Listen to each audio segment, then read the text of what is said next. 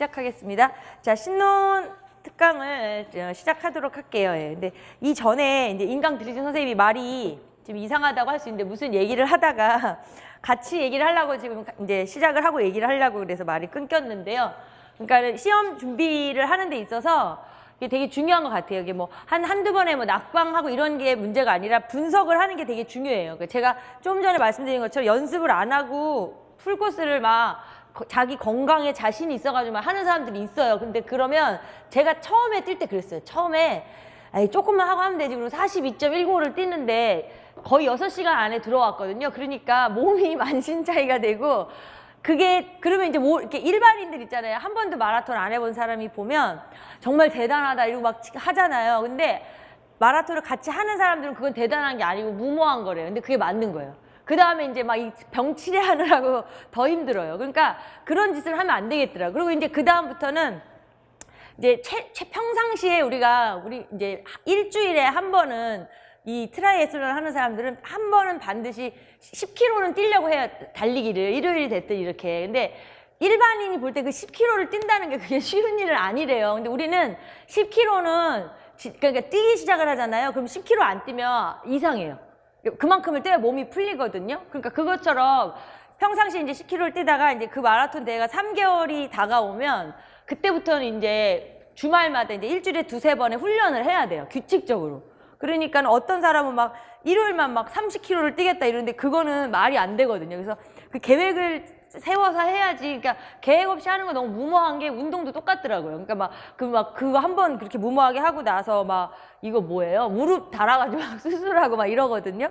그래서 이제 만약에 이제 예를 들어 이제 문제점이 있는데 문제점이 없을 수도 있어요. 어떤 사람은 이제 뭐 내가 너무 나태하게 공부를 했다 뭐 이런 사람도 있고 많이 있는데 그것도 문제점이 없을 수도 있어요. 뭐 물리적인 좀 시간이 모자르실 수도 있고요. 예, 인강 선생님들도 마찬가지고 사실은 이제 공부를 이제 조금 한 2번, 3번 정도 이제 물리적인 시간이 많이 투자를 한 만큼 열심히만 했다면 좋죠. 근데 투자를 안 하고 하긴 우리 이제 그 사촌의 뭐 조카의 뭐 하여튼 먼 친척인데도 있어요. 제주도에서 이제 집이 제주도에서 제주를 보는데 제주 늘 한 해 5-6명 뽑잖아요. 근데 이제 막 진짜 오래 공부를 하는데 보면 안 붙을 사람이 있어요, 진짜. 네, 그런 식으로 하면 안 돼요, 그냥. 그러니까 뭐 집이 엄마 아버지가 제주도에 귤밭이 많아서 공부를 열심히 안 한다고 우스갯소리로 그러거든요. 근데 그렇게 무계획적으로 하면 안 되는데 이제 계획을 세워서 해야 되고 그다음에 한두 번의 그 실패 경험에서 분석을 해야 된다는 거죠. 그래서 이제 지금 왜 그 얘기를 하냐면 특히 신론 같은 거 이제 신론을 예를 들어 처음 보는 사람들은 되려 막 새 책이고 막 마음도 좋고 그래서 하는데 이제 2번째, 3번째 보신 선생님들한테 드리는 말씀이 근데 이제 마음가짐이 항상 이건 처음 본다고 생각해야 돼요. 뭐든지. 이건 진짜 그래서 제가 오죽하면 새 책을 보라고 하는 말씀이 그래야만이 처음 본다는 느낌이 나잖아요. 예.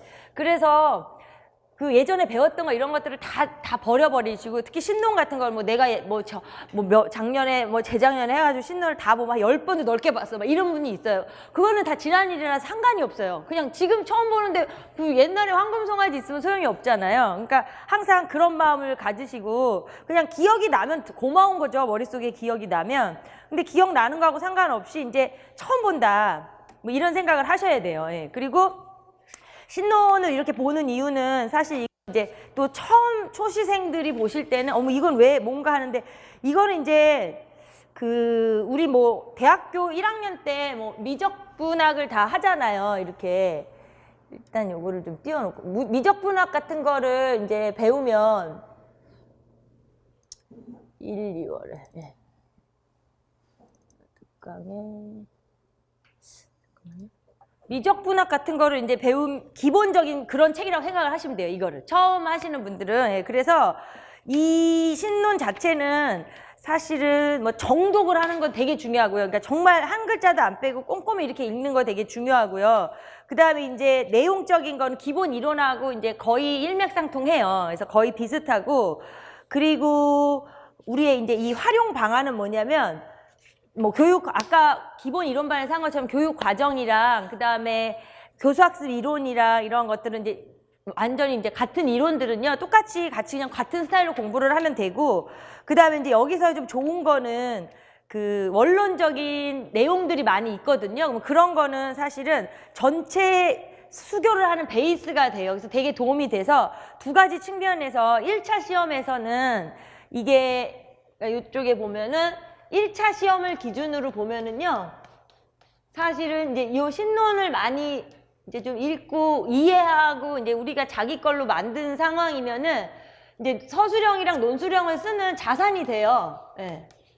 서술형, 그 다음에 논술형 이런 답안을 쓰려면 뭘 좀 알아야 쓰잖아요. 그러면 예를 들어서 뭐 이제 이론 공부하다가 뭐 딘즈의 이론이라든가 뭐 비고츠키 이론을 다 아는 거 하고, 그 다음에 이제 뭔가 이렇게 좀 매끄럽게 이렇게 쓸 수 있는 거하고는 좀 다르거든요. 근데 이 신론을 통해서 우리가 이제 두 가지의 목표를 달성을 해야 돼요. 이제 이론은 기본이거니와 1차 시험을 볼 때 구체적으로 여기에 아주 효과를 많이 주는 거고요. 예. 그 다음에 두 번째가 이제 2차 시험은 당연한 얘기죠. 예.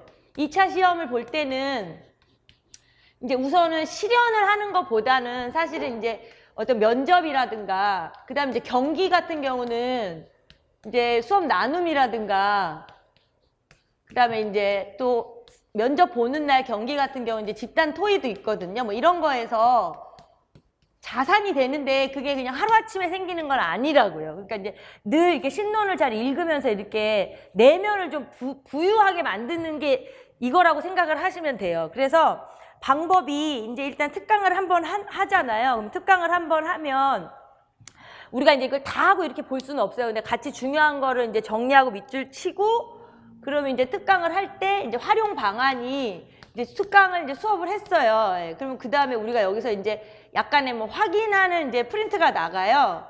그럼 이제 확인하는 거 이제 프린트로 내용 정리하고 이제 이렇게 되죠. 예. 그래서 이제 이 부분은 두 가지 측면이 있어요. 처음에 1월, 2월 안에 이거 구체적으로 이제 가르쳐 드리면 1월, 2월 안에 이거 하랴, 막 또 아까 이 기본 이론반 배운 노트를 정리하라 이러면 정말 힘들어요. 그러면 사람이 힘들어 버리면 막 좀 집중도 안 되고 포기하고 싶고 이렇기 때문에 그러면 안 돼요. 그래서 이거는 이제 특강을 듣고 대신에 이제 그 책에다가 정리를 잘 해놓으세요. 뭐 표시하라는 걸 표시하고 이렇게 잘 해놓고, 그 다음에 이제 프린트는 이제 복습을 하는 거거든요. 그래서 이제 이거는 복습을 하는 거니까 여기서는 이제 어쩔 수 없는 게 이 노트 정리는 특강을 그러니까 신론에 대한 노트 정리는 제가 말씀을 드리는 게 이제 정리하면 좋아요. 신론 노트만 따로 만들면 좋은데 요거는 그러니까 이제 미뤄지는 거죠. 이제 한 기본 이론이 지난 기본 이론 노트를 하고 하라는 거죠. 기본 이론 그러니까 한꺼번에 많이 하면 진짜 힘들어서 하기 싫어진다니까. 노트 정리 후에 그러니까 이런 걸 이제 초시 선생님들은 좀 이렇게 참고를 하시고요. 예. 그래서 대신에 특강을 듣고 나서 해야 할 일이 뭐냐면 이제 집에 가서 두 가지를 하면 되죠. 이제 읽어야 돼요. 예. 읽는데 아주 정독을 하세요. 그러니까 오늘 배운 게 1페이지부터 50페이지야. 그럼 딱 거기 부분만. 그리고 정확하게 그냥 그거를 정말 빼놓지 말고 하시고요. 사실 제일 좋은 게 가끔은 집에서 혼자 방에서 하실 수 있으면 이렇게 크게 읽으셔도 좋아요. 그 다음에 이 프린트를 항상 2장씩 챙기세요. 예. 항상 2장씩 챙겨서 뭐 지우고 이러지 마시고 그냥 여기서 한번 하고, 그 다음에 답안은 또 따로 드리니까 답안지는 하나만 챙기고 빈칸 채우기나 이런 걸 2장씩 채워서 2장씩 가져가서 여기서 한번 하고 집에 가서 이제 이거 다 읽은 다음에 다시 한번 하는 거예요. 그러니까 요 1월 달에는 이제 요렇게만 하시다가 이제 기본 이론서가 좀 끝나면 조금 한가해지면 이제 이거를 하셔야지. 왜냐하면 이제 뒷단원으로 갈수록 지도서나 교재 연구할 땐 노트 정리가 많지는 않으니까 그렇지 않고 또 내용학을 지금 해야 되는 입장이기 때문에 요렇게 활용을 하시면 한꺼번에 너무 많이 하면 힘들어서 안 되거든요. 예. 그래서 이거는 되게 기본적이고 중요한 거라서 여기서 이제 기본적으로 한번 하고 제대로 한 번을 1, 2월에 읽으면 이제 그 다음에는 노트를 하고 그 다음에는 이제 또 이제 부분 이제 발췌해서 읽고 이제 이렇게 돼요. 그러면 뭐 이렇게 해서 아무튼 아무리 적어도 이제 10개월 동안에 그러니까 이렇게 막 뜯어서 막 구조를 다 그냥 분석을 해가면서 읽는 게 최소 3번을 할 수 있어요. 3번은. 이렇게 3번을 하면 이제 저거에 대한 거는 모자르지는 않을 거예요. 이거 3번 정도로 아주 완벽하게. 그 다음에 이제 편안하게 읽는 건 또 있지만 일단 우선 그렇게 계획을 잡아야지. 안 그러고 1, 2월에 노트를 기본 노트 하랴 뭐 2노트 하랴 이러면은 지금 너무 힘드시니까 그거는 아닌 것 같아요. 그래서 제 생각에 우선은 그렇게 활용을 하시고요. 자, 이거는 이제 책을 한번 피시고요. 이걸 띄워놓고 할게요. 근데 잠시만요. 책을 피시고, 어휴, 여기 다 나와. 여기 있다.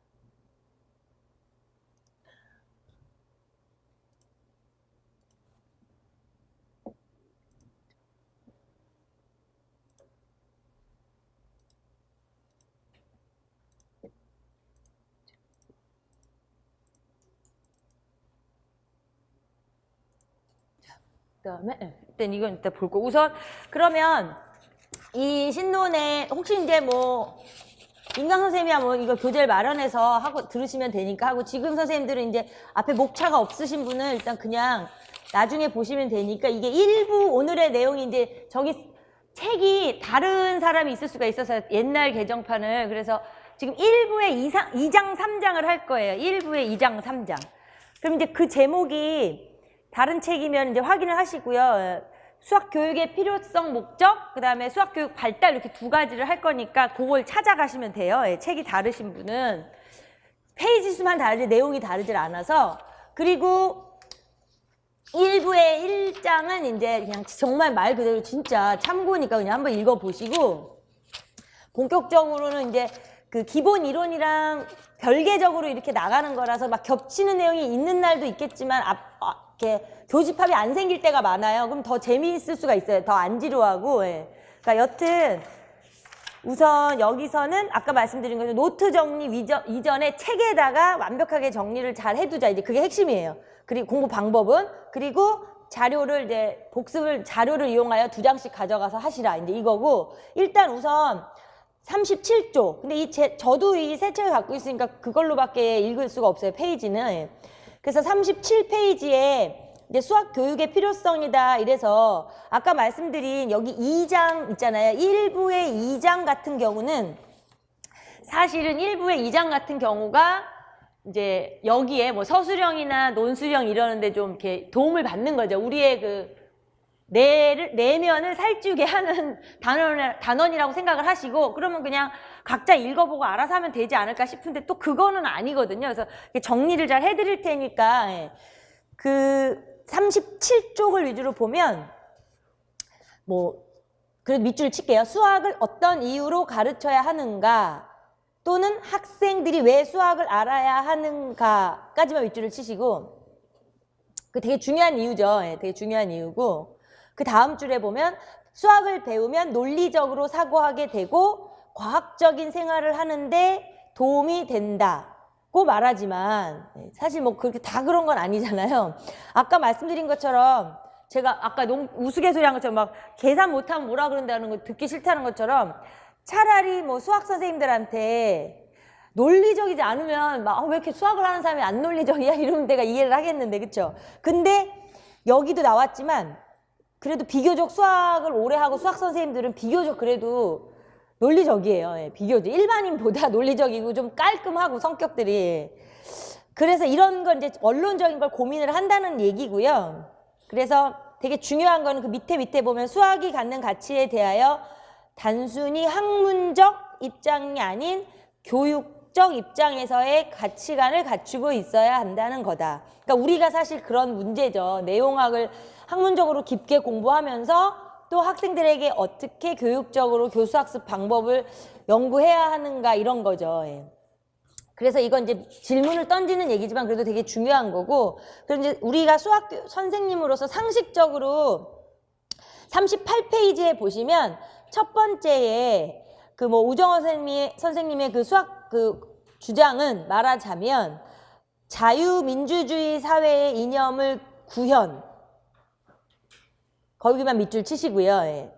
자유민주주의 사회의 이념을 구현하는데 일익을 담당하고 있다는 데서 찾고 있고 아니면 밑에 줄에 보시면 수학적 사고력과 논리적 사고력의 함량이야말로 거기까지만. 수학적 사고력과 논리적 사고력 함량. 그러니까 결국에는 되게 수학적인 사고, 논리적인 사고는 되게 정말 고등 사고예요. 되게 뛰어난 사고고, 이러한 걸로 이제 훈련이 돼서 바탕이 돼서 교육을 받으면 자유민주주의 사회의 이념을 구현하는 좋은 인재가 된다. 뭐 이제 이런 얘기인데, 그거와 상식적으로 말하는 거예요, 이건. 그 다음에 그 밑에 단락에 NCTM 나오는 단락에 보면은 NCTM에서는 이제 그 수학적 소양, 수학적 힘, 이 두 가지를 이제 수학 교육에서 필요하다고 주장을 했대요. 수학적 소양, 수학적 힘, 요렇게. 그래서 이제 상식적으로 우리가 이제 늘 고민해야 되는 거죠. 수학은 내가 어떻게 가르쳐야 되고, 우린 또 어떻게 해야 하는가. 그러니까 이제 내용학 하실 때 대부분이 내가 이거 배워가지고, 애들한테 이거 가르칠 거다 너무 어려운 거 아니야? 할 수도 있는데, 사실은 그건 아닐 수도 있어요. 우리가 이제 학생들을 가르치기 위해서는 학문적인 수학이 어느 정도 돼야 학생들을 가르칠 수 있는 거니까 되게 중요한 가치 같아요. 내용학을 열심히 하는 것도. 자, 그 다음에 이제 수학 교육의 목적이 있죠. 2절에. 이제 여기서부터는 약간 그 연계가 돼가지고 출제가 될 확률이 있는 데라 좀 잘 봐둬야 돼요. 자, 그러니까 수학 교육의 목적이라는 거를 다른 말로 하면은 수학 교육의 목적이요. 거기 뭐 밑에나 옆에다가 같이 수학 교육의 목적이랑 이제 같은 의미죠. 우리가 이제 수학 교육을 교사의 입장에서 말하는 거죠. 교사가 학생들에게 수학을 가르치는 거니까 수학을 교육하는 입장에서 그 목적은 사실은 그 이유죠, 이유. 수학 교육의 목적이 뭐냐면 다른 말로 하자면 수학을 가르쳐야 하는 이유. 수학을 가르쳐야 하는 이유. 가르쳐야 하는 이유. 뭐 아까도 지금 앞에서 얘기한 것처럼 뭐 우리나라 우정호 선생님 같은 경우는 그 어떤 논리적인 사고 이런 것도 바탕으로 해서 자유민주주의 시민사회에 훌륭한 인재를 하는 거고, NCTM에서는 뭐 수학적 소양, 수학적 힘을 기른다 이런 것처럼 어떤 가르쳐야 하는 이제 궁극적인 목적은 그 이유를 말하는 거겠죠. 예. 그러다 보면은 이게 또 어떤 거하고 의미가 통하냐면은 그게 뭔데 그렇게 우리가 그걸 가르치려고 애를 쓰는가. 그렇잖아요. 수학이라는 게 도대체 뭐길래 우리가 그걸 가르쳐야 되는 건가 이렇게 생각할 수 있죠. 그래서 그게 하나의 수학적 가치가 되는 거죠. 예. 그러니까 가치가 상당하니까 지금 이렇게 배우자, 열심히 공부를 해보자. 그러고 전 세계 모두가 수학은 어려워, 따분해, 재미없어 이러면서도 다 수학을 하려고 하는 거잖아요. 예. 그래서 이제 이거는 사실은 이제 문제로 우리는 시험을 봐야 되니까 문제 출제로 봤을 때는 되게 중요한 게 뭐냐면 수학 교육의 목적이 있어요. 3가지가. 그건 기억을 하셔야 돼요. 왜냐하면 뭐 물어볼 수가 있어요. 논술이나 서술형을 쓸 때도 수학 교육의 목적에 뭐 어떤 설명을 하면서 무슨 거에 근거해서 나열해봐, 서술해봐라 뭐 이럴 수도 있는 거니까 되게 중요한 부분이에요. 이 부분은. 그래서 이제 그 신론으로 다시 밑에 보시면 39쪽에 수학 교육의 목적을 지금 제가 가르쳐야 하는 이유와 수학에 대한 가치를 우리가 논해야 한다 그랬고, 그 다음에 이제 정신도야성. 그래서 사실은 이제 수학 교육의 목적이 뭐야? 그러면 뭐하고요 이렇게 이제 이야기를 해야 해요. 예. 그러니까 말 그대로 정신도야성이니까 수학을 배우면 똑똑해진다 이 소리죠. 예. 수학 교육의 목적에서 첫 번째가 정신도야성.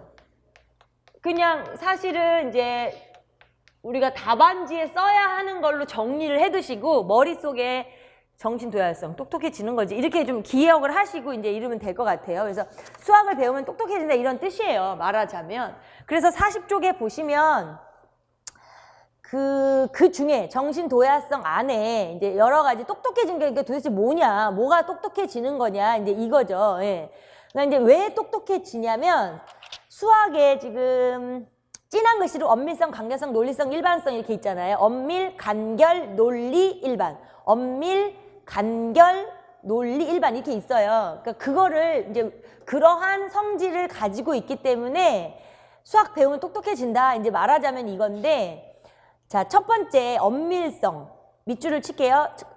쭉 치세요. 엄밀성에 관한 것수. 첫째는 엄밀성에 관한 것으로 수학적 활동의 사고의 정확성, 엄밀성은 수학의 아름다움과 그 기능을 구성하는 필수 요소.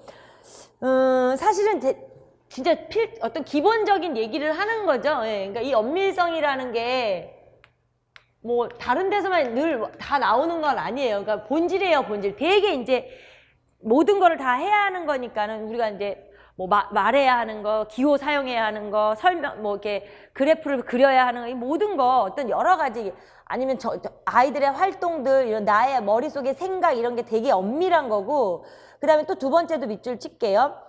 자, 둘째는 간결성에 관한 것으로 수학에서 사용되는 정의를 비롯하여 수학적 성질이나 사실, 원리, 정리 등은 모두가 최소한의 언어로 최대한의 의미를 표현하는 수단이다.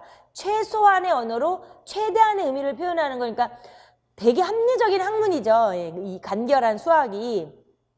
그 다음까지 다 밑줄을 칠게요. 수학 학습을 통하여 훈련된 효과적인 간결한 표현 능력은 자신의 생각이나 의도를 간결, 명확하게 하고 이해하는데 또는 이해시키는 데 도움을 줄 수 있을 것이다. 자, 신론은 아까 말씀드린 것처럼 이 신론 책 안에다가 줄치고 표시해놓고 박스치고 요걸 잘 해놓으셔야 돼요. 1년 동안에 계속해서 이제 이 원론적인 거를 이렇게 천천히 읽어가면서 내면을 쌓아가기 위해서 많이 읽어야 되기 때문에 그거 이제 좀 깔끔하게 지저분하지 않게 밑줄 치고 정리를 잘 해놓으시고요. 자, 이렇게 느낌이 다들 와서 알지만 뭐 당연한 얘기지만 이걸 이제 우리가 연결을 지으면 이건 이제 대단히 엄밀해야 되니까 정말 치밀한 학문이고, 그 다음에 간결성은 우리 수학이 수, 식, 뭐 공식, 전체적인 그래프 이런 걸 많이 사용하죠. 그리고 수학의 핵심이죠. 아까 말한 것처럼 최소한의 언어를 사용하여 최대한의 표현을 하는 거니까 되게 합리적이고 경제적인 거죠. 예. 그 다음에 이제 세 번째가 논리성. 뭐 그거는 두말할래야 뭐 잔소리인데 논리성에 대한 것으로 수학적 활동에서 논리 정연한 추론 과정. 그 논리 정연한 추론 과정에 밑줄 치시고 거기다가 그냥 수학적 증명이라고 써놓으시면 될 것 같아요. 수학적 증명. 예.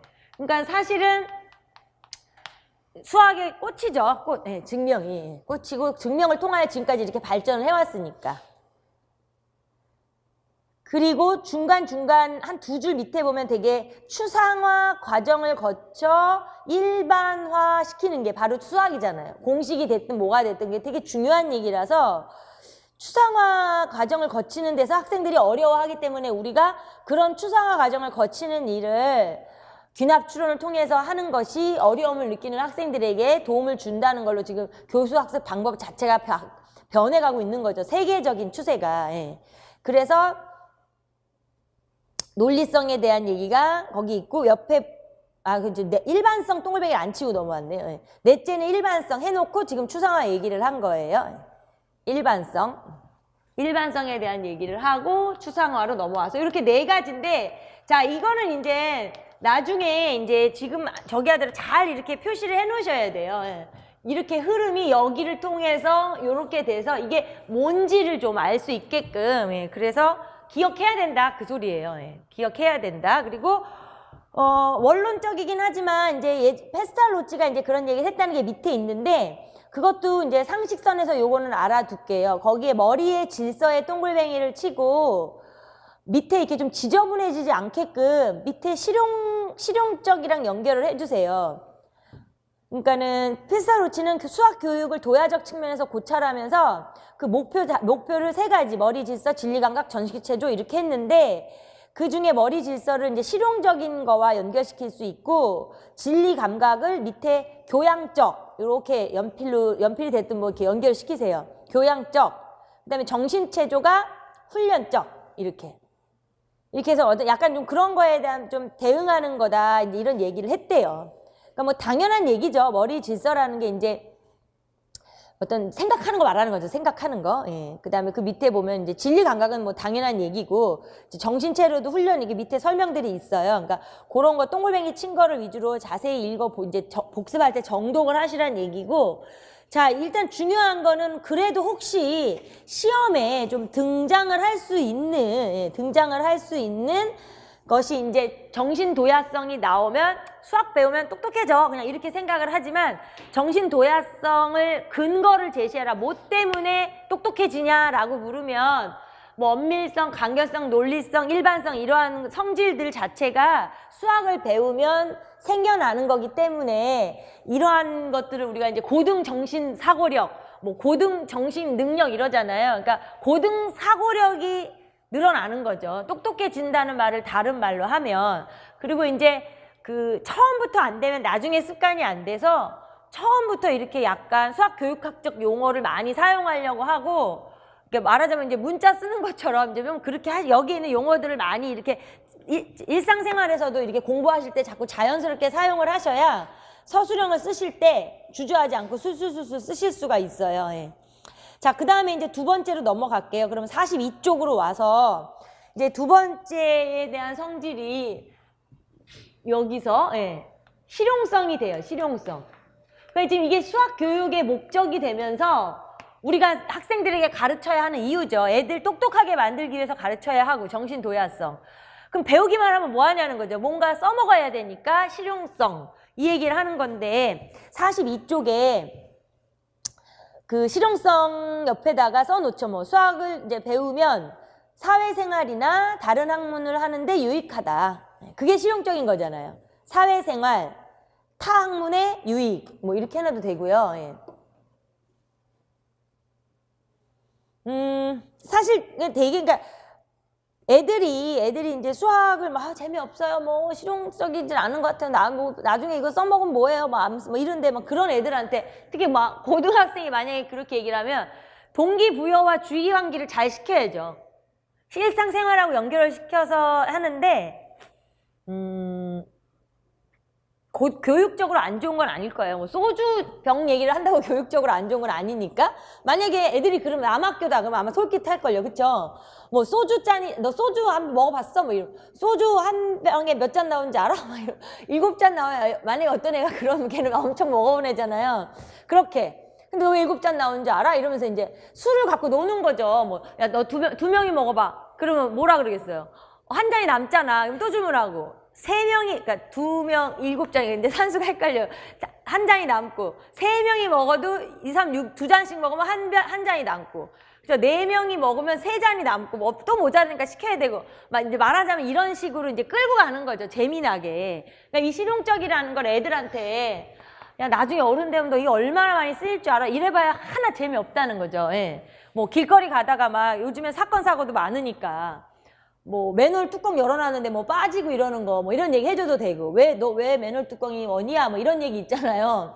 뭐 그런 얘기 해줘도 되고 뭐 하여튼 중요한 게 그냥 뭐 고리타분한 얘기를 해줘봐야 애들은 모르니까 일단 실용성이라는 자체는 일상생활에 유용하고 다른 학문하는데 유익하지만 제 말은 실질적으로는 이제 학생들의 눈높이에 맞춰서 재미나게 해줘야 이제 더 체감 온도가 높아진다 그 소리고요. 그래서 지금 43쪽으로 가서 그 첫째, 둘째, 셋째 이런 데가 있어요. 그래서 첫째는 수학적 능력이 있는 사람은 다른 데서도 능력을 발휘할 것이라는 믿음. 이건 맞긴 맞아요. 이제 그게 이제 여기 말이 증명되진 않았다 이 소리지만 경험상 인정. 그런 건 사실은 경험상은 좀 인정이 돼요. 예. 그리고 이제 두 번째가 그 선발 도구로 적합하다는 거. 예, 좀 그렇죠. 아무래도 수학이 변별력이 있어가지고 뭐든지 뭔가를 선별할 때 좀 좋아요. 예. 그리고 수학적 능력의 국가 경쟁력이 된다. 이러한 것들을 좀 이렇게 머릿속에 정리해 두시면 나중에 도움이 많이 되시고요. 면접 볼 때도 도움이 되시고 뭐 도움이 돼요. 예. 그 다음에 그 밑에 또한이라는 거 옆에 전체적으로 이렇게 묶어 놓으세요. 박스를 쳐 놓으시면 또한부터 해서 그게 한 단락이잖아요. 그런데 전까지 또한의 그 오늘날의 정보화에 따른 세계화 현상은부터 그런데 전주 실용성의 범주에 포함될 것이다. 이제 그게 뭔 소리냐면 전체적으로 이제 그 실용적이라는 게 그냥 뭐 아까 같이 얘기한 것처럼 뭐 물건을 사는데 계산을 잘하고 뭐 이런 것 실용성일 수도 있고 아니면은 이제 투자를 요즘을 하면 투자도 그렇고요. 뭔가 투자를 해서 이익을 얻어낸다 이런 거든가 아니면 내가 어떤 최선의 선택을 할 수밖에 없는 상황이라든가 뭐 이런 어떤 실용성에 대한 얘기를 거기 이제 표현해낸 거예요. 그래서 실용성의 범주가 달라졌다는 거죠. 그러니까 뭐 단순히 산수 계산하고 물건을 잘 사고 이런 거에서 이제 마지막 줄에 있는 최선의 선택을 하는 문제 상황까지도 실용성의 범주로 이제 다 바뀌어진 건데, 박스를 치라고 한 이유는 이제 전체적으로 실용성에 대한 이야기를 하는 부분이에요. 신론에 나오는 실용성에 대한 이야기를 하는 부분이니까 이제 잘 봐둬야 된다 그 소리라. 나중에 보실 때라도 박스를 이렇게 잘 쳐놓으면 정리가 잘 되어 있으니까 나중에 보시기에 편할 거예요. 자, 그러고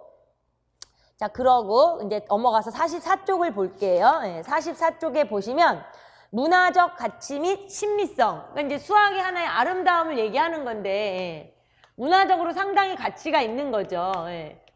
문화적 가치와 아름다움, 신미성 이런 것들이 있다는 건데, 자, 그러면 이제 그건 왜 그러냐면은 우리의 목적이 이제 뭐냐면 학생들에게 이렇게 해줘야 된다는 거죠. 얘네들이 뭐 똑똑하게 만들어주고 수학이라는 학문을 학교에서만 배우는 게 아니라 어른이 돼도 실용적으로 사용할 수 있는 인재를 우리가 만들어줘야 되고, 그 다음에 이제 문화적인 가치와 신미성이 있다는 걸 애들에게 느끼게 해줘야 된다는 거죠. 근데 그게 좀 쉽지는 않은데, 뭐 예를 들어서 이럴 수는 있어요. 이게 이제 뭐 경기 지역의 수업 나눔이라든가 뭐 토의나 아니면 우리 2차 시험 면접이나 이런 데서는 여기 거를 통해서 잘 물어볼 수 있다고요. 학생들에게 수학 교육의 목적 중에서 뭐 문화적 가치와 신미성하고 뭐 수업하고의 연계성을 어떻게 구성할 수 있겠느냐, 뭐 만들려면은 되게 이렇게 잘 만들 수 있는 부분이에요. 그래서 여기가 사실은 되게 중요하고, 지금 이제 약간의 트렌드가 달라져서 그렇지, 예전에 이제 지금 서답형 보다가 객관식 낑겨 있던 세 번 보는 시험 보다가 그 전에 서답형이도 그 전에는 완전 객관식 이랬었거든요. 사지선다 막 이럴 때. 막 그럴 때 첫 번째 서답형을 보는 시절까지만 해도 여기를 되게 강조했어요. 시험 문제 자체에서. 그러니까 요 앞부분을. 그러니까 뭐 사실은 조금 고리타분한 문제죠. 지금은 이제 아까 문제 봤지만 실용적인 문제, 교실 상황을 다루는 문제 이런 게 많이 나오지만 옛날에는 이걸 많이 강조했는데, 그러니까 사실 이게 되게 중요해요. 강조할 만한데 이제 문제는 작게 내야 되니까 이제 덜 내는 것 뿐이지. 그래서 이제 여기 부분도 사실은 44쪽에 보면 뭐 설명들이 있어요. 뭐 그 중간에 보면 미적분학의 정리부터 신라시대 술병에 이르기까지 다양한 대상과 수준에서 발견될 수 있다 하는 곡이 있죠. 거기도 이렇게 자그마한 박스가 하나 만들어져 있죠. 이렇게 박스를 또 쳐놓으세요. 그러니까 이건 왜 그러냐면 자꾸 나중에 우리가 이 신론을 이제 읽어야 될 때 거기를 좀 한번 이렇게 잘 위주로 읽기 때문에 제가 박스를 치라는 거예요. 근데 이제 그런 식으로 이제 상당히 수학은 문화 역사적으로도 가치가 많고 되게 아름다운 학문임에도 불구하고, 이제 고등학교를 떠나면 이제 상당히 이제 수학의 숫자하고도 안 살죠. 이제 그런 일이다. 이제 그런 얘기가 나오는 거고, 우리가 할 일은 결국에는 가장 중요한 말이 45쪽에 이제 밑줄을 칠게요.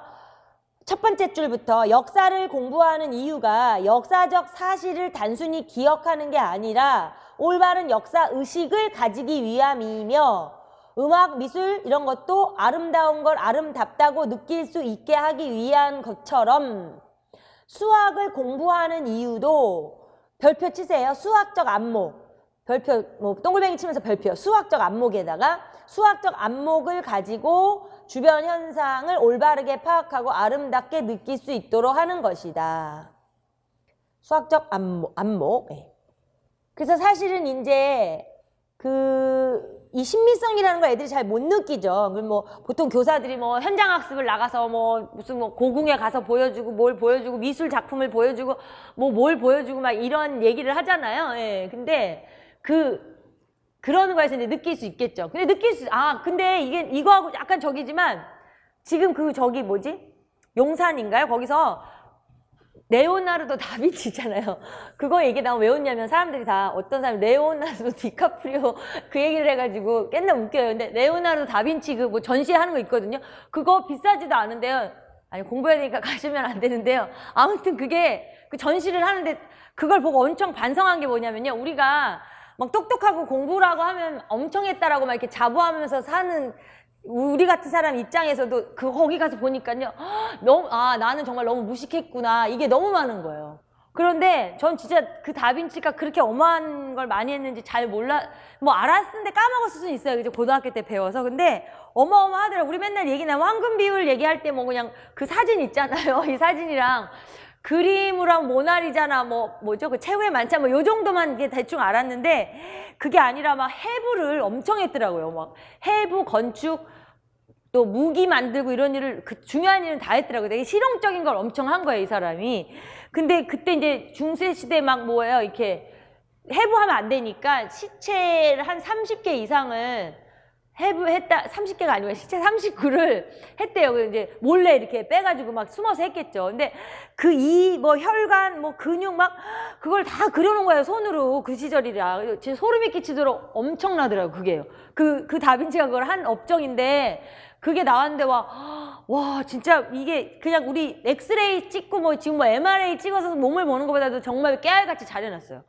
근데 지금 제가 이 얘기를 왜 했냐면 진짜 이제 막 애들이 그게 맞는 거예요. 이제 옛날에 가끔 뭐 현장학습관에 이래서 뭐 건축물 막 뭐 경복궁이나 뭐 어느 데 가고 뭐 이렇게 조금 재미가 없는 구조물이나 재미가 없는 걸 애들한테 던지면서 하면 애들이 잘 못 느껴요. 근데 지금 만약에 걔네들한테도 그 다빈치 그걸 가서 만약에 같이 본다 그러면 진짜 그거는 그 어차피 우리나라 거 아니고 다 가져온 거 이렇게 아니면 약간 그거 카페 가지고 이제 전시하고 막 이런 거잖아요. 그러니까 정말 어마어마해요. 예. 그 모나리자 그림 자체도 막 그거를 무슨 그 조명에서 다 이렇게 착착착착 다 비교해놓고 이게 애들이 호기심을 자극을 안 할 수가 없겠더라고요. 그러니까 그러한 정말 이제 요즘 애들의 눈높이가 그런 쪽으로는 우리보다 발달을 했기 때문에 이런 쪽을 건드리려면 애들 눈높이에 맞는 애들 현실 세계에 뭐 현실과 결부된 그런 얘기를 해줘야 될 것 같다고요. 그 얘기인데 이 수학적 안목이라는 자체가 이제 결국에는 안목을 키우는 거라는 거죠. 신비성이 있고 문화적 가치가 있으니까 니네들 수학을 잘 배워서 인류의 뭐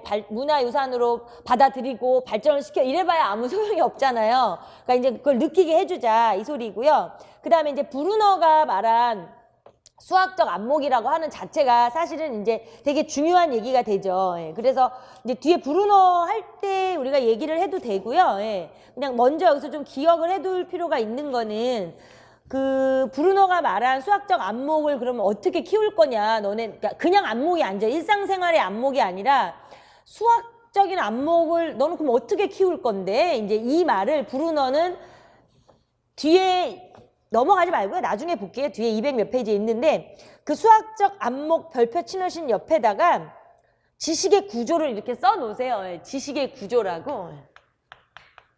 수학적 안목. 근데 이런 걸 이제 하루에 많이 하는 건 아니니까 요렇게 화살표를 하면 되겠다. 하루에 많이 하는 건 아니니까 지금 듣는 순간 그냥 외워지는 내용들이잖아요. 그래서 수학적 안목을 키워야 하는데 브루너는 이거를 너는 어떻게 수학적 안목을 키워? 만약에 이러면 어떤 수학적 지식의 구조를 가지고 안목을 이제 좀 이렇게 업그레이드 한다 이제 이렇게 얘기를 한 거잖아요. 그래서 요건 여기가 나왔으니까 여기다가 그냥 같이 표시를 해두고 뒤에 가서 또 브루너가 나올 때 그 얘기를 하면 까먹지 마시고 일단 그래서 이 세 가지가 있어서 46쪽에 이제 마무리를 거기 막 하는 거예요. 45쪽부터 와가지고 45쪽 밑에 거기도 마찬가지예요. 또한 수학은 어떤 문제를 여러 가지로 해결하면서 하는데 거기도 세 줄을 박스 치시고 46쪽으로 넘어와서 생뚱맞게 4줄 있잖아요. 거기도 박스를 치세요. 그래서 이제 한 박스가 되고 이게 결론을 말하는 거죠. 결론을. 결론이 뭐냐면 수학적 안목을 키워줘서 어떤 학생들이 이제 그 수학적 질서를 수학적 눈으로 파악해서 뭐 안목을 키우는 게 결국 수학 교육의 궁극적 목적일 것이다 하는 거니까 이제 박스를 쳐놓으시고 제가 자꾸 박스를 치라고 한 내용은 이제 그런 거는 뭐 외울 것도 아니고요. 뭐 할 게 아니라 그냥 계속 나중에 읽으셔서 우리 거로 이제 우리가 좀 이렇게 우리 몸에 내면화 시키자 그래서 박스를 쳐놓으라는 거고요. 나중에 서술형이나 논술을 하실 때 인용할 때 좀 사용하시면 좋다 그 소리예요. 자, 그래서 이제 이 2장의 수학교육 필요성이랑 목적이다라고 하는 거에 대한 건 여기서 끝이고 더 많이 볼 필요는 없어요. 이렇게 원론적인 핵심적인 것만 이렇게 딱 보시면 되고 그래서 제가 여기 띄운 거와 같은 그 자료를 자료 다 받으셨지 않았어요? 아, 있죠? 예. 저 뒤에 있는 자료를 하나 보세요. 없으시면 가져오시면 돼요. 뒤에 있어요. 이거 편집하면 되니까. 자료를 보세요. 그게 이제 저 칠판에 띄운 건데요. 자, 언제나 막, 지금 이제 이건 이제 어떻게 우리가 할 거냐면, 제가 이제 예전에는 이걸 이제 시간을 많이 들이고 막, 뭐 해보고 막 이제 이렇게 했는데 지금 그렇게 해봐야 효과가 없더라고요. 지루하고 재미만 없고. 그러니까 지금 이제 책 보지 마시고 하려면 이제 눈으로 볼 수밖에 없어서 이 방법이 제일 좋은 것 같더라고요. 지금 뭐 별다른 거 하나도 없어요. 여기 있는데 이거 보고 해도 되니까 그냥 일부러 지우지 말고요. 선생님들 자료나 아니면 칠판 보시면서 그냥 빈칸을 한번 위주로 보는 거예요. 그냥 아무 생각 없이 보세요. 그냥 굳이 암기한 걸 생각하려고 하지 말고 책에서 찾으려 하지 말고요. 예. 같이 이제 보세요. 그래서 이제 자꾸 이상한 게 책을 보게 될 것 같으면 칠판을 보시고요.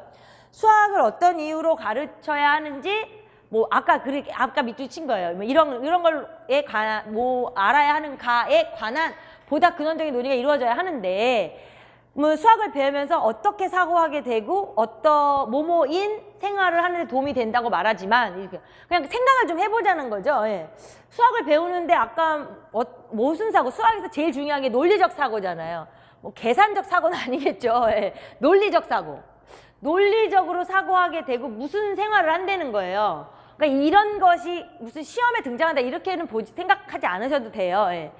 과학적인 생활을 하겠죠. 과학적인 생활. 예. 그냥 뭐 무슨 실용적인 생활 이런 것보다도 뭐 그것도 틀린 말은 아니에요. 사실은. 근데 우리가 이제 신론을 배우면서 신론에 나와 있는 내용을 정리하고자 하는 거니까 이제 신론의 기준으로 얘기를 하자는 거니까 도움이 된다고 말하지만 수학이 갖는 가치에 대해서 단순히 뭐뭐만이 아닌 뭐뭐에서의 가치가 갖추고 있어야 된다 이랬어요. 그러니까 수학이 갖는 가치, 수학이 갖는 하나의 가치라는 거는 되게 크게 볼 때 우리가 이래서 제일 싫어하는 거잖아요.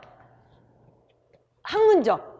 이 가치가 있어서 왜 싫어하냐면 학문이 어려우니까. 학문을 갈고 닦아야 된다는데 되게 어려운 게 학문이잖아요. 이래서 싫어해요. 사실은.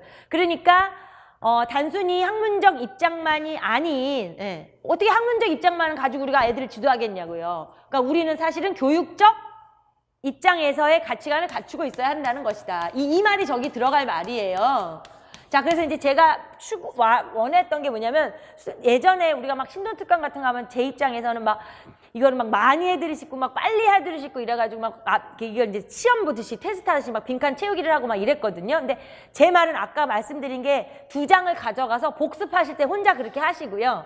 여기서는 이해를 하면서 이제 저걸 같이 채워보자는 거죠. 그러면은 복습 완전히 할 때 훨씬 쉬워지실 거예요. 예. 자, 그 다음에 이제 그러니까 여기에 1번, 2번, 3번은 상식 얘기하는 거야. 상식. 이게 뭐 어디 크게 시험에 나오고 이러지는 않으니까 걱정 마시고. 자, 두 번째도 보세요. 지금 뭐 학생들이 교과서에 있는 내용을 배워야 하는지에 대한 정당한 이유를 탐색해야 되는 거죠. 애들이 맨날 이거 배워서 뭐해요? 막 이른다. 근데 이제 우정원 선생님은 뭐뭐뭐를 수학교육의 일환으로 우리가 추구하는 자유민주주의 사회 이념을 구현하는데 일익을 담당하고 있다는 데서 찾고 있다. 그러니까는 이제 막 현실적으로 연계적인 못하지만 되게 이제 인재양성이죠. 인재양성. 그러니까 사실은 수학 교육의 필요성을 우정원은 그렇게 본다는 거죠. 그러니까 수학 교육의 필요성. 수학 교육의 필요성을 사실은 이제 원론적으로 보면 훌륭한 인재양성이죠. 수학 교육의 필요성. 그리고 아까도 이 얘기를 했지만 이제 NCTM에서의 기준은 수학적 소양, 수학적 힘이라고 했죠. 수학적 소양과 수학적 힘. 상식적으로 이제 저 정도는 학생들에게 이제 하게 하는 게 수학을 가르치는 사람의 입장에서 좀 적절한 게 아닐까 이제 이렇게 생각을 한다는 거죠. 예. 자, 그래서 이걸 보면서 그냥 이해를 좀 많이 했어요. 그래서 이 빈칸을 채우라고 하니까 빈칸 채우는데 연연을 해갖고 막 공부에 핵심이 안 되더라고요. 그래서 이제 지금은 이제 이해하는데. 그러면 이제 이거는 아까 좀 이건 가급적이면 외워두는 게 편하다 이제 이랬잖아요. 자, 그래서 수학 교육의 목적 3가지를 쓰고 각각에 대하여 간단히 설명을 하라 이랬어요. 근데 이제 지금 뭐 설명하고 이렇게까지는 그렇지만 일단 목적 3가지는 지금 이 시간에 알아버리면 편하고 아까 여기도 있고 여기도 벌써 읽어보면 다 알 수 있지만 이참에 그냥 외우시는 거죠. 예. 정신 도야성 첫 번째가 그 다음에 이제 실용성 그리고 이거 넣으면 돼요. 정신 도야성, 실용성, 문화적 가치와 신미성. 정신 도야성, 실용성, 문화적 가치와 신미성. 이게 이제 들어가겠죠. 예. 정신 도야성은 저기 이제 저런 정말 좋은 거 다 있어요. 논리적, 추상, 창의. 좋은 거 엄청 많아요. 예. 그래서 저런 거를 이제 우리가 고등 사고력, 아까 얘기한 것처럼 고등 사고력. 그러니까 수학하는 사람을 갖다가 선생님이랑 저나 이런 사람들을 갖다가 누가 안 똑똑하다고는 말 안 해요. 우리 보고 다 똑똑하다 그래요. 그러니까 고등 사고력을 신장시킬 수 있다. 그 다음에 이제 실용성, 사회생활, 다른 학문들 하는데 도움이 된다. 벌써 2번 반복을 하면 다 기억에 나요. 그 다음 3번째, 심미성, 뭐 문화적 가치 이런 거. 그러니까 학생들에게 이제 아까 제가 재미난 얘기를 한 거는 좀 이제 애들 눈높이에 맞추자. 이제 그 얘기를 한 거예요. 그래서 사실은 뭐 이런 거는 이제 여기서는 좀 그래도 기억을 해야 될 거는 이제 조금 아까 얘기한 정신도야성 3가지 실용성 이건 좀 기억을 하시고요. 그 다음에 이제 그 중에서 이 정신도야성이 갖는 의미와 역할을 해라 그랬는데 잠시만요. 제가 아마 나눠드린 거에는 나눠드린 거에도 그 상태로 줬나 봐요. 거기 똑같아요. 여기 거랑. 아, 네. 그러면은 이제 이게 뒤에 요번에 신론에는 보면은 뒤에 여기 보면 이제 탐구 문제가 있어요. 신론의 탐구 문제. 근데 이 탐구 논의 문제가 되게 좋아요, 다. 뭐 하나 빠질 게 없고 되게 좋아서 이제 그 문제도 다 같이 확인하려고 제가 다 문제도 넣어놨거든요. 그래서 정신 도야성이 갖는 의미와 역할을 뭐 물어본 거예요. 그래서 이제 아까 여기서 다 얘기한 4가지예요. 요거예요. 하나, 둘, 셋, 넷. 그러니까 똑똑해지는 거예요. 엄밀, 간결, 논리, 일반성. 이제 이 얘기를 설명을 한 거예요. 그래서 그러면 현실적으로 정신 도야성에 갖는 의미와 역할을 써라. 이게 우리 임용시험에는 안 나오겠지만 베이스에는 깔릴 거예요. 그런 걸 알아야만 되는 거, 이런 거. 그러니까 정말 뭐 기출문제랑 똑같이 공부한다고 되는 게 아니니까. 그래서 이제 들어갈 말은 아까 얘기한 엄밀, 간결, 논리, 일반 이 얘기를 하는 거예요. 그래서 이제 우리가 사실 일반적으로 엄밀성이라는 거는 그 다음에 2번째로 간결하다는 게 뭐냐. 아까 정말 최소한의 언어로 최대한의 의미를 표현한다는 거. 그쵸? 예. 그 다음에 이제 뭐 추론 능력, 이런 논리성 이런 거 뭐 말할 것도 없고, 그 다음에 이제 일반적인 거는 이제 추상화해서 일반화를 거치는 거. 웬만한 공식을 만드는 거, 뭐 지수 법칙이 됐든 뭐 여러 가지가 다 거의 이제 어떤 일반성인 거죠. 일반성이 되게 중요한 성질이에요. 예. 되게 어떤 그렇게 되게 이제 그 공통적인 성질을 이렇게 끌어내는 거. 예. 그런 거라 되게 중요한 건데. 자, 그리고 또 이제 문제를 보시면은 여기 보면 3번에 수학 교육의 목적으로 실용성의 의미다. 그래서 뒤에 이제 이 3가지 정신도야성, 실용성, 문화적 가치, 심미성을 강조하는 이유 뭐 이런 어떤 그거에 대한 구체적인 게 뒤에 탐구 논의 문제에 있어요. 그래서 제가 문제를 정리한 거예요.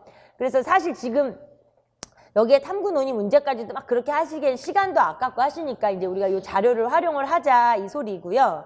그러니까 실용성의 의미가 어떻게 변화되어 왔냐면 이제 이거만 생각하시면 돼요. 가장 중요한 거는 아까 얘기한 것처럼 뭐 여러 가지 일반적으로 대중을 위한 거, 학교 밖에서 뭐 이렇게 물건 사는 거 파는 거 뭐 이런 정말 진짜 맨 아래의 개념의 실용성인 거죠. 물건 사고 팔고 이런 것이. 이제 그런 거에서 대중을 위한 거에서 상식적으로 좀 이제 업그레이드 된 게 아까 얘기한 것처럼 어떤 선택의 문제. 그러니까 최선의 선택을 하는 문제 상황. 앞에 다 있는 내용들을 정리한 것 뿐이에요. 최선의 선택을 하는 문제 상황까지도 실용성으로 이제 확장을 시키자. 그러면 이제 결과적으로는 장래 직업 선택에 도움이 있는 여러 가지 방향을 주니까 뭐 그런 열린 교육과 더불어서 다른 학문을 하는데도 유익하다. 그러니까 이제 애들한테는 처음에 애들이 그런 말 하잖아요. 뭐 수학 배워서 뭐 콩나물값만 뭐 계산하면 되지 않아요? 막 이러면 맞아. 그것도 맞는데 그런 의미에서의 실용성도 있지만 사실은 이러이러한 게 있다. 이제 이렇게 설득을 시키는 거죠. 그 다음에 4번 문화적 가치 및 심미성. 아까 얘기한 것처럼 이제 그런 걸 애들이 이제 느끼게 해줘야 된다 이거죠. 그러니까 문화적 가치에서 심미성에서 우리가 반드시 기억해야 할 말이 뭐다? 수학적 안목이다 이 소리라고요. 그게 왜냐면 아까 그 생각을 하세요. 음악 듣고 막 우리가 뭐 아무도 뭐 몰라. 뭐 비발디의 사계 이런 거 몰라. 상관없다는 거죠. 아름다움을 느끼고 미술 뭐 모나리자 그림을 보면서 막 최후의 만찬을 보면서 막 정말 너무 아름답다 이런 것만 느끼면 되는 거거든요. 사실은. 그러니까 수학에서의 문화적 가치와 심미성을 어떻게 표현할 길이 없는 거예요. 뭐 어떻게 하겠어요. 그거를 다 측정할 수도 없는 거고. 그래서 그걸 수학 교육을 하는 데 있어서 이 3번째 영역에서 우리가 추구해야 할, 가르쳐야 할 이유와 가치는 이거라는 거죠. 예. 그래서 이게 되게 정으로 보이네요. 그래서 요거 거기에도 마찬가지로 수용 전달할 가치가 있을 뿐 아니라 생활과 자연에 담긴 수학적 질서를 수학적 눈으로 파악할 수 있도록 수학적 안목을 키워주는 거. 수학적 안목. 가치를 수학적 안목을 키워주는 거다. 그러니까 그게 이제 선생님들 입장에서 이렇게 기억을 해야 설득력이 있잖아요. 내가 뭐 미술 선생도 아니고 건축가도 아닌데 애들을 뭐 어떻게 하라는 거야. 이런 게 아니라는 거니까. 그러니까 약간 오개념으로 느낄 수 있었던 부분을 좀 수정해서 기억하시고요. 자, 그러니까 이제 그 구체적으로 얘기한 그러면 59페이지 탐구 논의에도 나와 있는 문제지만 이 수학적 안목이 뭐냐 이러고 묻는 거예요. 예. 지금 그렇게 얘기했던 수학적 안목. 자, 수학적 안목이 뭐냐라고 물으면 수학적 안목은 학교에서 배운 지식을 가지고 수학적으로 바라보고 해석, 분석할 수 있으며 주변 현상을 올바르게 파악하고 아름답게 느낄 수 있는 걸 말한다.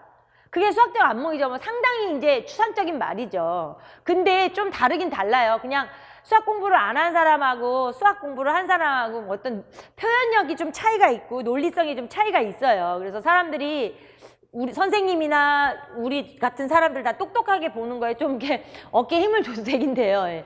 여튼 근데 더 중요한 게 이제 이 수학적 안목이 어떻게 형성되냐 그랬잖아요. 예. 그게 이제 이 신론에 아마 296쪽에 있을 텐데 그 내용을 밑에 제가 정리해 놓은 거예요. 브루너에 의하면 이건 브루너는 학문의 기저를 이루고 있는 핵심적인 개념과 원리가 되는 현상에 대한 정보로만이 아닌, 그렇죠? 그냥 수학을 어떤 하나의 현상에 대한 정보로 이렇게 받아들이는 거죠. 그러니까 그런 것만은 아니라는 거죠. 예.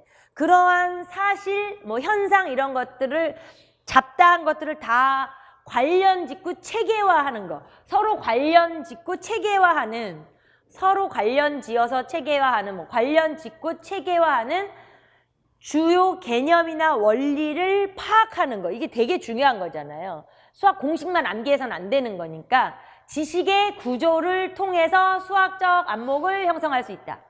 자, 다시 이거는 이제 단순히 수학적인 안목이라는 게 그냥 선생님이 뭐 학문적인 걸 가르쳐주면 아 이거구나 이해하고 배우고 개념 원리 배우고 이게 아니라 그 내포되어 있는 그 안에 있는 어떤 것들의 관계 짓고 이렇게 연계시키는 거예요. 그러니까 서로 관련 짓고 체계화하는 주요 개념이나 원리를 파악하는 지식의 구조를 통해서 수학적 안목을 형성할 수 있다. 이 소리예요. 자, 요번에 올해 이거 뭐 약간 벗어날 수는 있지만 올해 시험 문제에 나온 것 중에서도 그 딘즈가 주장한 게 뭐냐면 놀이수학, 조작, 활동수학을 주장했는데 딘즈가 말하는 건 그 놀이수학을 하기 위해서도 선생님이 애들한테 던져줘야 되잖아요. 교구를 던져줘야 되고 뭐 자료를 던져줘야 되니까 수업 준비를 해야 되는 그 모든 수학적 구조물이나 수학적인 뭐 교과서면 교과서도 하다못해 프린트면 프린트라도 고등학생이면 그럴 수도 있잖아요.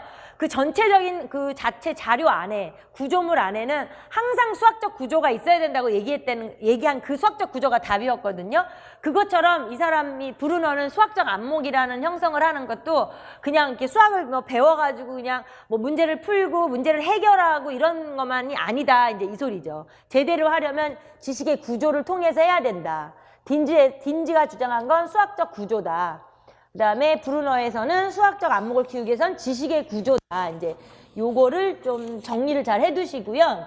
그 다음에 이제 여기 같은 경우 보면 이제 아까 이제 그런 거예요. 근데 이것도 뭐 보지 마시고 이제 기억만 해서 틀리면 어때요? 상관없죠. 예. 나중에 다시 잘 할 건데. 이렇게 보면 첫 번째 이제 같이 보시면서 뭐에 관한 건데 수학적 활동에서 사고의 정확성.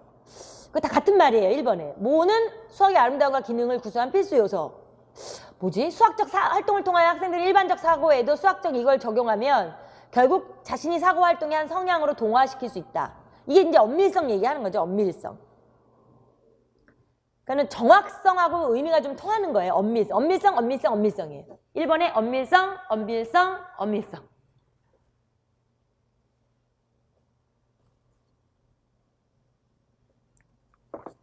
그 다음에 이제 두 번째가 뭐에 관한 것? 수학에서 사용되는 정의를 비롯해 뭐뭐뭐 성질, 원리, 정리 등 모두가 뭐뭐뭐로 표현하려는 수단. 표현. 밑에 뭐 간결이란 말이 나와버렸네요. 간결성이죠. 그래서 최소한의 언어로 최대한의 의미를 표현하려는 거. 간결성이고 최소한의 언어로 최대한의 의미를 표현하려는 수단.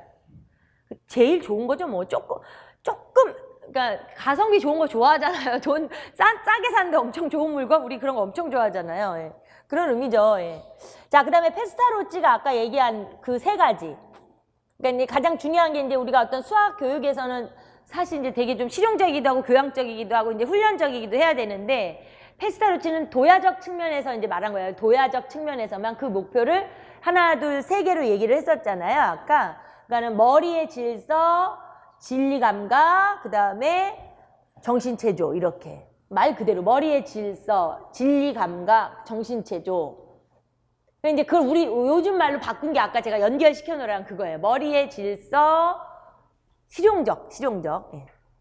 그다음에 진리감각. 예. 그건 이제 교양적. 약간 좀 교양스러운 거. 그다음에 이제 마지막 거 정신체조가 훈련. 이제 정신체조가 훈련적인 거 이런 말을 했다는 거. 그다음에가 이제 4번으로 올려서 예. 모란 인간의 정신. 예를 들면 뭐랑 정신 얘기가 나오니까. 예. 근데 정신체조 넣으면 돼요. 정신체조란 인간의 정신. 그러니까 생각하는 거 말하는 거예요. 머리 굴리는 거. 예. 그러니까 이제 판단력, 추론력의 연습을 의미한다. 그러니까 이거는 그냥 봐두는 거예요. 의미를 따지지 마세요. 그냥 우리 몰라요. 페스타로치가 얘기한 그런 부분에 대한 부연 설명이니까 거기에 너무 개념치 마세요. 그게 왜 그러다 아니다 이런 게 아니에요. 뭐 그렇다고 정의를 내렸다니까. 예. 그리고 5번에 모란 일상생활에서 만나는 사물을 과학적으로 정리하고 수학적으로 보며 생각하는 방법. 과학적으로 정리하고 수학적으로 보고 뭐 생각을 하고 머릿속에 정립을 시키고 막 이런 거. 그러니까 머리의 질서죠. 머리의 질서.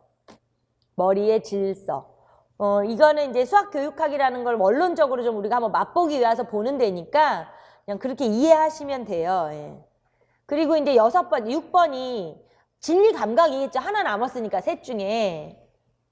그래서 진리 감각이란 진리에 대한 동경과 진리의 존재에 대한 확신에 관한 것으로 페스타로치가 이것은 수학 교육에서 가장 잘 배양할 수 있다고 생각을 한 거. 이 사람이 주장을 한 거는 이제 진리 감각 같은 건 정말 수학을 통해서만이 가장 잘 배울 수 있다고 주장을 했겠죠. 그래서 수학 교육이 들어가면 돼요. 수학 교육에서 가장 잘 배양할 수 있다고 생각을 하였다. 수학 교육.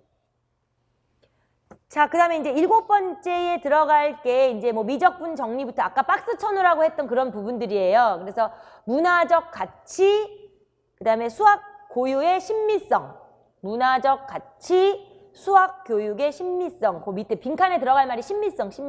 수학 고유의 신미성. 뭐 그 얘기를 하는 거고요. 아까 마지막에 9번도 제가 박스를 쳤다. 7번, 8번을 다 박스 쳐놓으라고 한 게 이제 나중에 신론을 읽으시면서 이제 그런 부분을 한번 다시 눈여겨보시라고 박스를 치라고 한 거고요. 그러니까 이게 지금 이것도 아까 박스 치라고 했거든요. 여기 들어갈 말은 다 실용성이에요. 실용성. 그러니까 이런 걸 우리가 외울 것도 아니고 그런 게 아니니까 이제 나중에 박스 쳐놓으라고 한 부분들은 이제 잘 읽으실 때 한 번씩 이렇게 흐름을 놓치지 마시라고 정리를 해드린 거고요. 네, 정리를 해드린 거고 그 다음에가 이제 뭐가 남았냐면요. 많이 남지 않았어요. 네, 그래서 많이 남지 않아서 여기 이제 근대화 운동을 할 거거든요. 조금 한 10분만 쉬었다가 이거를 이제 마무리를 지을게요. 네, 좀